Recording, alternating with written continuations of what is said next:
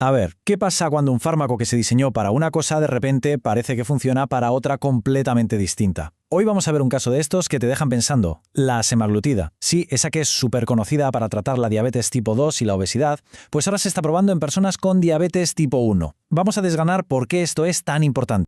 Muy bien, entremos en materia. Para entender por qué esta investigación puede cambiar las reglas del juego, primero tenemos que hablar de un problema que es, bueno, relativamente nuevo, pero cada vez más común en el mundo de la diabetes. Y no es solo tipo 1 o tipo 2, sino una mezcla bastante complicada de las dos. Se le ha empezado a llamar diabetes doble. A ver si logramos imaginarlo. Una persona que ya vive con diabetes tipo 1, o sea, una condición autoinmune que le obliga a usar insulina para siempre, pero con el tiempo, y muchas veces por el sobrepeso, su propio cuerpo empieza a resistirse a esa insulina que se inyecta. ¿Y qué es eso? Pues la característica principal de la diabetes tipo 2. Es como estar luchando una batalla en dos frentes a la vez, un auténtico rompecabezas clínico. Claro, frente a este desafío, los tratamientos de siempre como que se quedaban cortos. Hacía falta algo nuevo. Así que los investigadores se fijaron en un fármaco que ya estaba dando muchísimo que hablar en el campo de la diabetes tipo 2 y la obesidad, y se hicieron una pregunta bastante atrevida. Oye, ¿y si esto funcionara aquí también?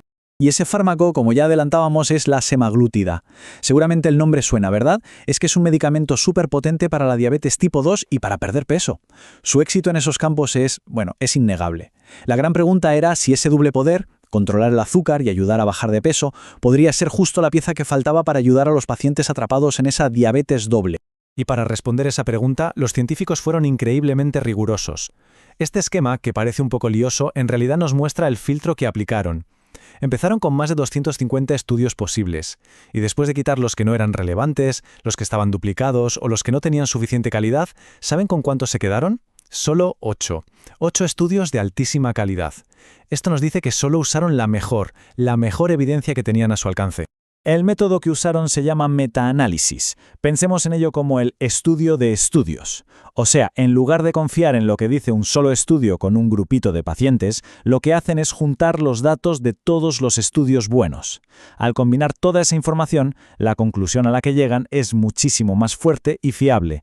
Es de hecho uno de los niveles más altos de evidencia científica que tenemos. Vale, con la mejor evidencia en sus manos, los investigadores se enfocaron en 4 preguntas clave, las que de verdad importan. 1. ¿Realmente ayuda a perder peso a estas personas?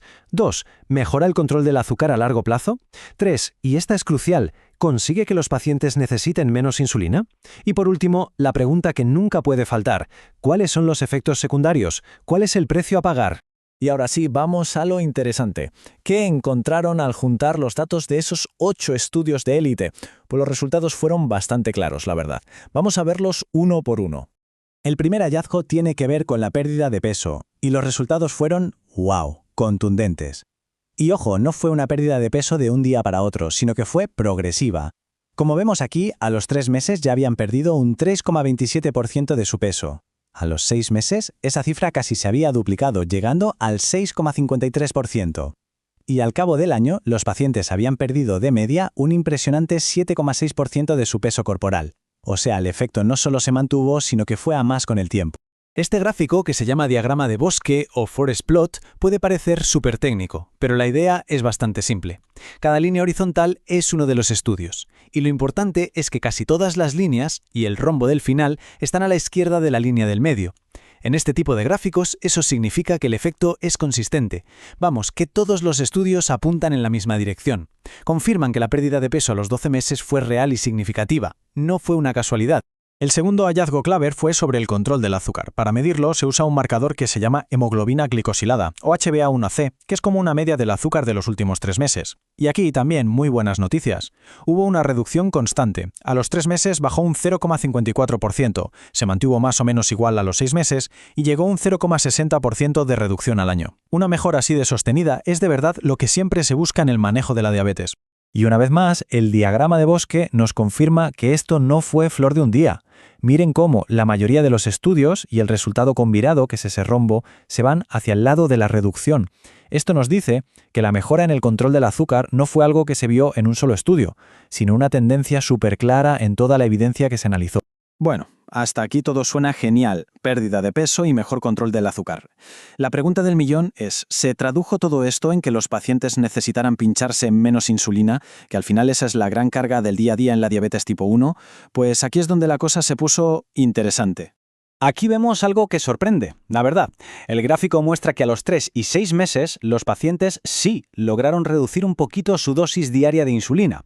Pero fíjense que no hay barra para los 12 meses. ¿Y eso por qué?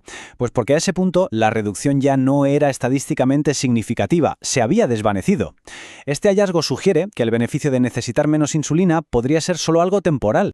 Pero claro, no todo iban a ser buenas noticias. Ningún medicamento está libre de riesgos y es súper importante ponerlos también sobre la mesa. Un buen análisis siempre tiene que sopesar lo bueno y lo malo. Así que veamos cuál fue la otra cara de la moneda con la semaglutida.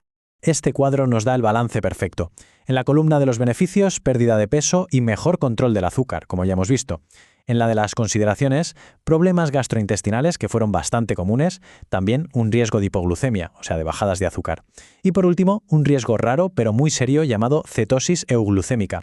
Es una condición peligrosa que requiere atención médica inmediata, donde el cuerpo produce muchos ácidos en la sangre, incluso con el azúcar normal. Si entramos un poco más en detalle, lo más común de todo fueron las náuseas. Afectaron a más de un tercio de los pacientes en un estudio, pero la buena noticia es que solían ser temporales. También hubo algunas hipoglucemias leves, sobre todo al empezar el tratamiento, y es crucial señalar que, aunque fueron muy pocos, hubo 2 casos de esa condición seria, la cetosis euglucémica, que por suerte se pudieron manejar bien. Por último, se vio que los pacientes pasaban un poquito más de tiempo con el azúcar por debajo del nivel ideal. Entonces, después de ver todo esto, ¿con qué nos quedamos? Poniendo todos los datos juntos, ¿cuál es el veredicto para una persona con diabetes tipo 1 y sobrepeso? ¿Estamos ante una nueva forma de tratamiento? Mirad, la mejor forma de resumirlo es citar directamente a los autores del estudio. Su conclusión fue muy clara. La semaglutida promueve eficazmente la pérdida de peso y mejora el control glucémico en este grupo de pacientes. O sea, para los 2 objetivos principales, el fármaco funciona. Es una declaración muy potente, basada en toda la evidencia que analizar. Pero, y este es un pero en mayúsculas, los propios autores piden calma. Son los primeros en señalar las limitaciones de su análisis. Por ejemplo, la mayoría de los estudios no se compararon contra un placebo. El número total de pacientes era pequeño y todos los estudios se hicieron en un solo centro, lo que podría no representar a todo el mundo. El mensaje es claro, los resultados son prometedores, sí, pero hace falta mucha más investigación. Y todo esto nos deja con una pregunta final, una pregunta que mira directamente al futuro. Esta investigación abre una puerta fascinante. Nos hace plantearnos si esas barreras que parecían tan claras entre el tratamiento del tipo 1 y el tipo 2 están empezando a difuminarse. Estamos entrando en una nueva era de la medicina, donde los fármacos se usan no por la etiqueta de la enfermedad, sino por cómo funcionan realmente en el cuerpo. Este estudio sugiere que quizás sí, pero solo el tiempo y más investigación nos darán la respuesta definitiva.